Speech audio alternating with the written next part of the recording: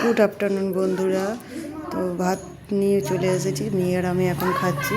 বাবার খাওয়া হয়ে গেছে, তোমরা জানোই যে আমার বাবা এসেছে, মানে সীতা আমার দাদু। আর আজ কি রান্না হয়েছে চলো শেয়ার করি, তোমাদেরকে দেখাই। এই যে এটা হলো থালকুল পাতা বাটা, তো গতকালে তুলে এনেছিলাম, তো আজকের বেটে তেল দিয়ে গরম ভাতে রেখে দিয়েছিলাম। আর এটা হলো পেঁপে আলু চিংড়ি মাছ একটা তরকারি, যুক্তি ফুল ভাজা, আর ডাঁটা টমেটো আলু দিয়ে মাছের ঝোল। আর আছে গতকালে টমেটোর চাটনি করেছিলাম, খেজুর দিয়ে কাজু কিশমিশ দিয়ে টমেটোর চাটনি ঘন করে আজকের খাবে। কালকে সীতমা খেতে পারেনি, মাছও খায়নি, মাংস খেয়েছিল। তো কিছুক্ষণ আগে কি খেয়েছিল, খাওয়া দাওয়া করে ভাত খেয়েছিল, ওই জন্য খেতে পারেনি। তো আজকের চাটনি খাবে, তাই তো।